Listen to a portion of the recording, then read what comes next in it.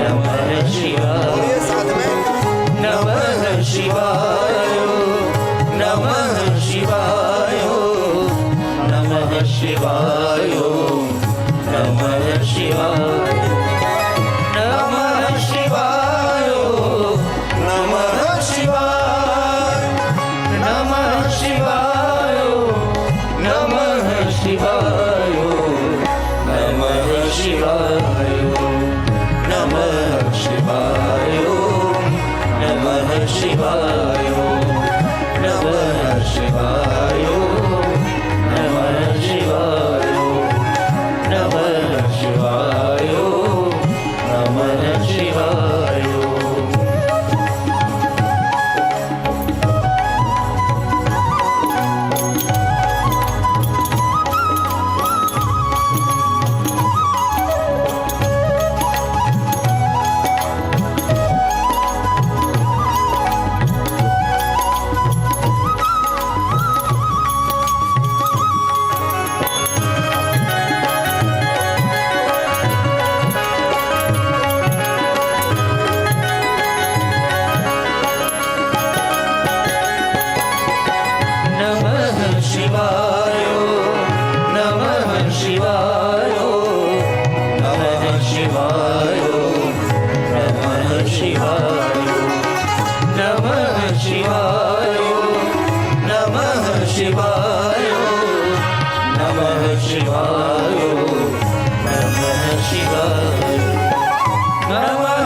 શિવાય નમઃ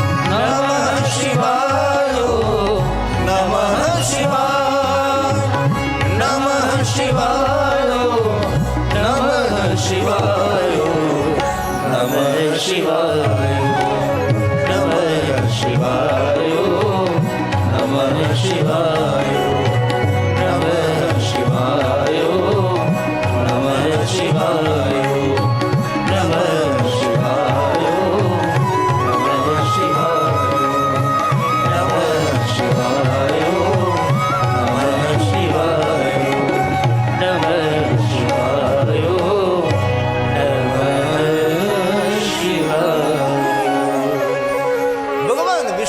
નારદજીને પંચાક્ષર મંત્રના જાપ કરવાનો કહ્યું. પ્રશ્ન એ થાય કે આટલો સરળ મંત્ર શા માટે? દુનિયામાં એટલા કઠિન કઠિન મંત્રો છે અને કોઈ કઠિન મંત્ર ન આપતા સરળ મંત્ર શા માટે? વિષ્ણુ ભગવાન જાણે છે કે નારદજીના માટે આ સરળ શ્રેષ્ઠ માર્ગ એ નારદજીને સંતાપમાંથી મુક્ત કરશે. અને જ્યારે માણસ કોઈ જ્યારે સંતાપથી ઘેરાયેલો હોય, ઉદ્વેગથી ઘેરાયેલો હોય, ત્યારે તેને સરળ માર્ગ દેખાડે. ઘણીવાર માણસો માનસિક રીતે ડિસ્ટર્બ થયેલા હોય તો તેને સાચો અને સરળ ને શ્રેષ્ઠ માર્ગ દેખાડે. ભગવાન વિષ્ણુજી નારદજીને કહે છે કે નારદજી, આ પંચાક્ષર મંત્રનો જાપ કરો, તમે સંતાપમાંથી મુક્ત થશો. ભગવાન વિષ્ણુજી નારદજીને શિવ ભક્તિનું માર્ગદર્શન કરે છે. અને કોઈ પણ માણસ સંસારમાં પીડિત હોય અને એને મહાદેવની ભક્તિનું માર્ગદર્શન કરવું એ શ્રેષ્ઠ પુણ્ય પણ છે. અનેક માર્ગો દેખાડવા કરતા ભગવાન મહાદેવનો માર્ગ દેખાડવો એ શ્રેષ્ઠ છે. ભગવાન વિષ્ણુજી નારદજીને પંચાક્ષર મંત્ર ઓમ નમઃ શિવાય મંત્ર આપે છે.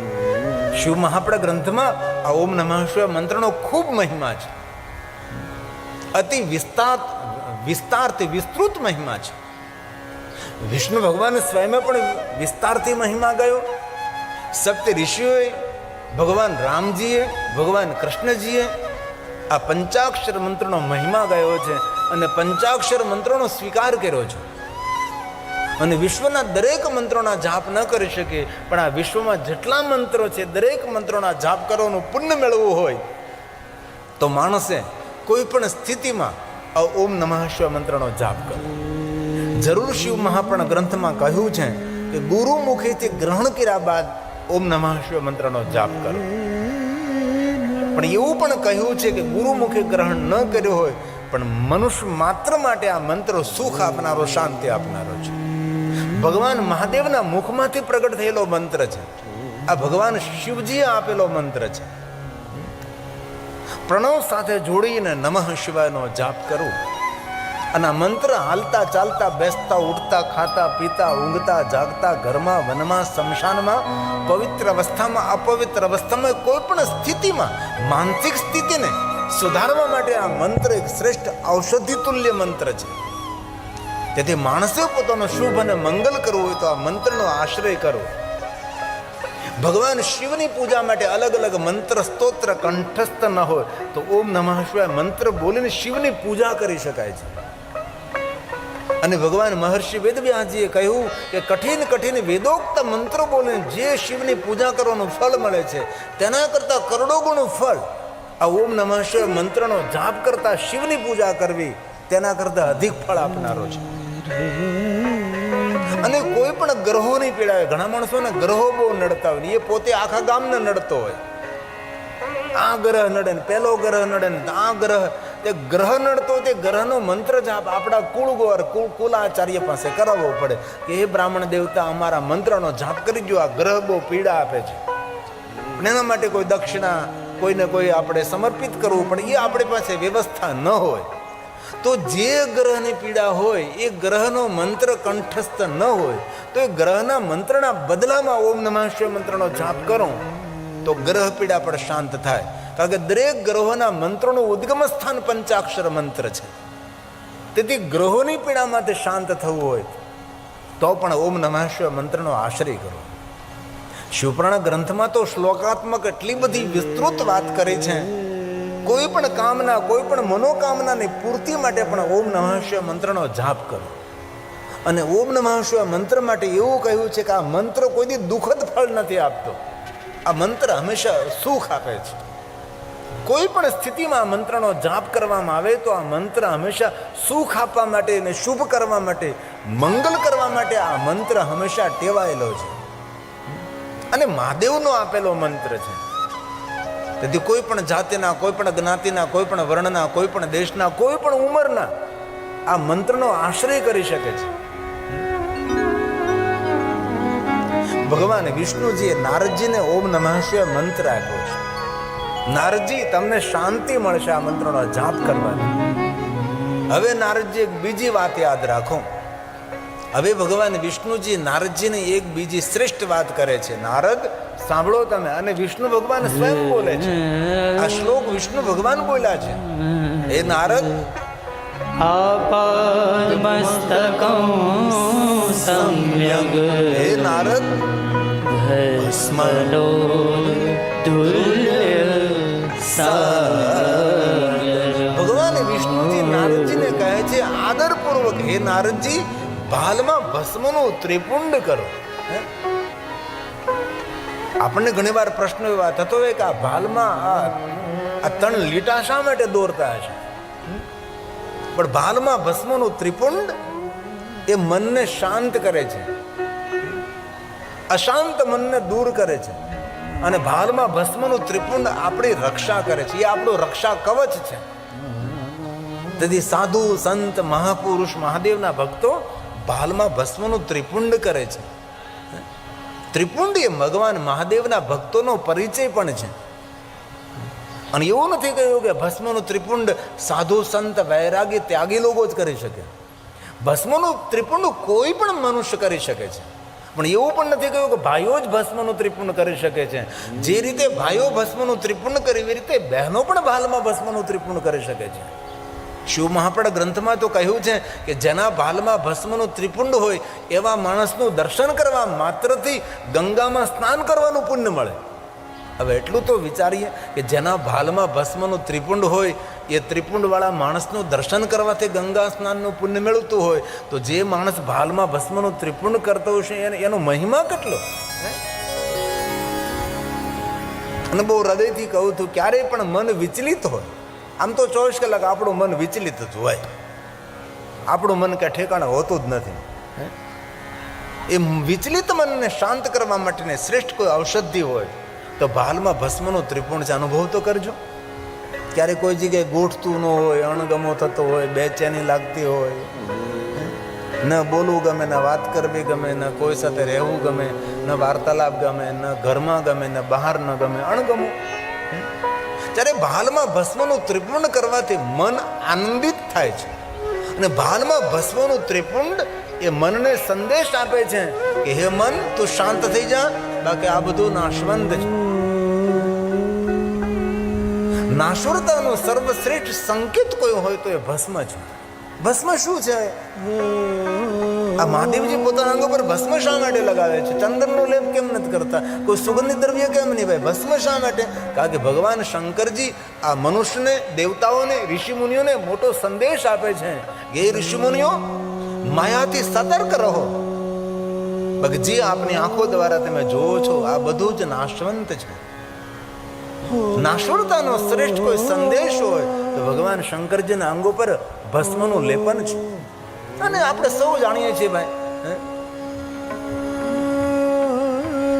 40 કિલો લાકડા 2.5 કલાક બળવાનું, એના માટે માણસ આખી જિંદગી સળગે છે. એનાથી વિશેષ શું છે? અને ભગવાન શંકરજી મૃત્યુનો સંદેશ આપનારા દેવ છે, અને મૃત્યુ સત્ય છે. આપણે 60 કે 70 કે 80 વર્ષ થયા ને પછી આપણે ગણતરી રાખવી જોઈએ હવે કેટલા વર્ષ ધરતી પર રહેવાનું છે. એ પ્રમાણે આપણું બધું કાર્યક્રમ હોવા જોઈએ, એ પ્રમાણે પ્લાનિંગ થવું જોઈએ કે તમે 50 વર્ષના થયા તો પછી આપણી પાસે કેટલા વર્ષ છે, કે 100 વર્ષના તે 50 વર્ષ હવે જીવવાના રહ્યા. 70 વર્ષના થયા તો નક્કી કરવું જોઈએ કે 70 વર્ષના થયા હવે 70 વર્ષ ધરતી ઉપર નથી રહેવાનું. એ પ્રમાણે બધું આપણું મેનેજમેન્ટ હોવું જોઈએ, બધી વ્યવસ્થા હોવી જોઈએ. પણ માણસની મોટા મોટી વિનમણા છે કે માણસ પોતાના મૃત્યુને સ્વીકારવા માટે તૈયાર નથી. એવું સમજે છે કે શમશાને જાય કે આ બધા મરે છે, આપણો તો વારો જ નથી. શંકરજી પોતાના અંગ પર ભસ્મને લગાવીને દુનિયાને સાવધાન કરે છે, સતર્ક કરે છે અને કહે છે કે હે મનુષ્ય, જીવનની વાસ્તવિકતાનું દર્શન કરજે, જીવનને સમજવાનો અને સંભાળવાનો તો પ્રયાસ કરજે. આ શંકર ભગવાનનો મોટો સંદેશ છે. અંગે ભભૂત લગાવે ભારી, આપ બેઠા છો આસન વાળે. શંકરજી અંગ ઉપર ભસ્મ લગાવી અને ધૂણી દગાવે છે, એ મહાદેવજી છે. શંકરજીનું ચરિત્ર, ભગવાન શંકરજીનું સુંદર સ્વરૂપ, રૂપ એ દુનિયાને સંદેશ આપે, એક ઉપદેશ આપનારો છે, એ ભગવાન શિવ છે. અંગે ભૂત લગાવી ભારી, અંગે ભૂત લગાવી ભારી, આપ બેઠા છો આસન વાળી, આપ બેઠા છો આસન વાળી, પીતા ઈશ્વરના પ્યારા ભારી, પીતા ઈશ્વરના પ્યારા ભારી, ઘોડા બેઠા છો આસન વાળી, ઘોડા બેઠા છો આસન વાળી.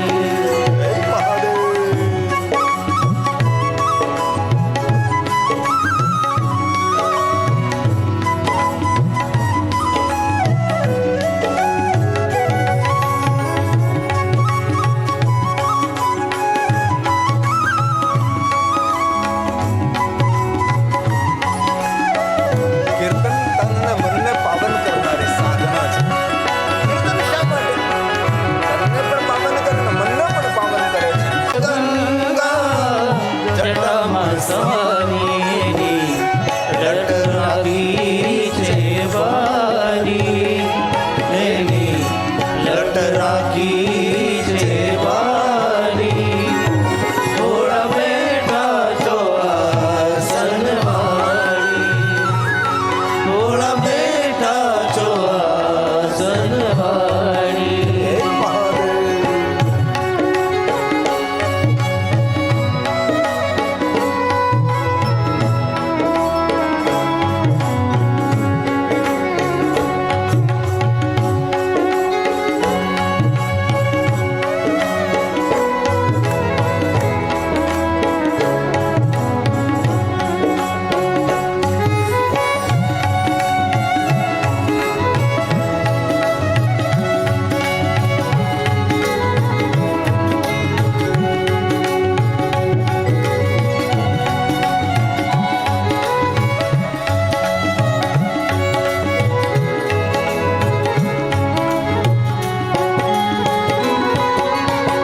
કલા મસ્તક પર ચંદ્ર વિશોભે, કલા મસ્તક પર ચંદ્ર વિશોભે. સંગે ભૂત ગણો છે ભારી, સંગે ભૂત ગણો છે ભારી.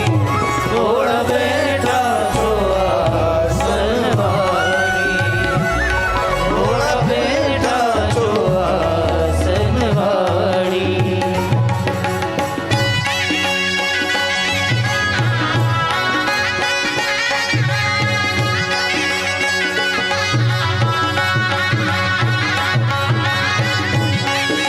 હે મહાદેવ. હે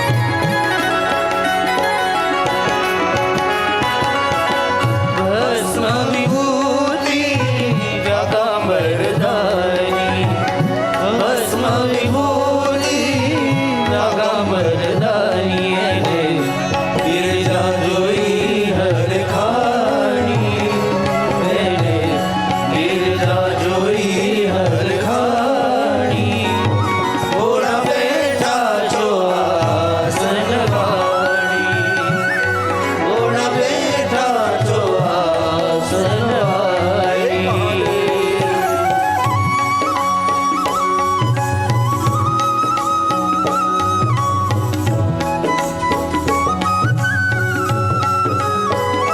મહાદેવ કો યાદ કરે.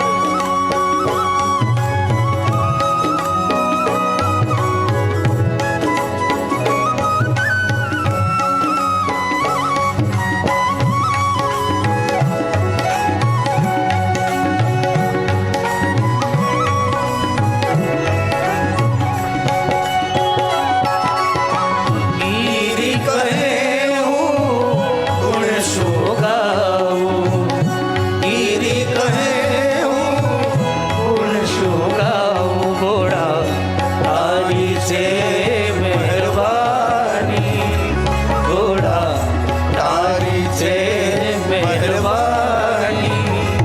થોડા બેઠા છો આસન વાળી, થોડા બેઠા છો આસન વાળી. અંગે બબૂલ લગાવી ભારી,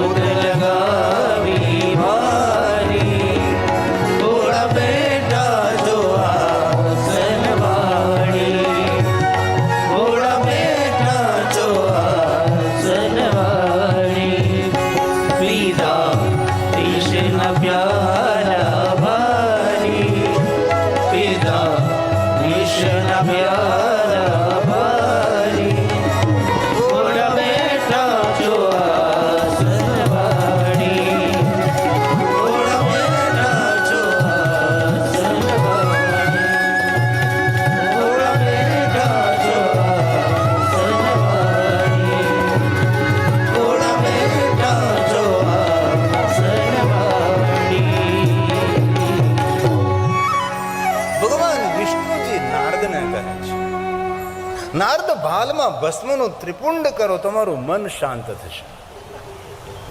અને ભસ્મનું સાચું નામ વિભૂતિ છે. તો પ્રશ્ન એ થાય, આપણે ગુજરાતીમાં ભભૂતિ કહીએ, ના મારા દસનામાં નામ પણ હોય ભભૂતગીરી બાપુ. તો સાચું નામ તો વિભૂતિ છે. તો વિભૂતિને ભસ્મ શા માટે કહેવામાં આવે છે? તો શિવ મહાપડા ગ્રંથમાં સ્વયં ભગવાન શિવ કહે છે, દેવતાઓએ પ્રશ્ન કર્યો કે મહાદેવજી સમજાતું નથી, તમે તમારા અંગ ઉપર ધારણ કરો છો તેનું નામ તો વિભૂતિ છે, તો આખી દુનિયા વિભૂતિને ભસ્મ શા માટે કહે છે? ત્યારે ભગવાન સ્વયં મહાદેવે દેવતાઓને કહ્યું છે કે દેવતાઓ, મારા અંગ ઉપર જે ધારણ કરવું છે વિભૂતિ છે. આ વિભૂતિને કોઈ માણસ ધારણ કરે છે તેને ભસ્મ એટલા માટે કહેવામાં આવે છે કે વિભૂતિને જે કોઈ પોતાના અંગ ઉપર ધારણ કરે છે તેના જન્મ જન્માંતરના પાપો બળીને ભસ્મ થાય છે, તેથી તેને ભસ્મ કહેવામાં આવે છે.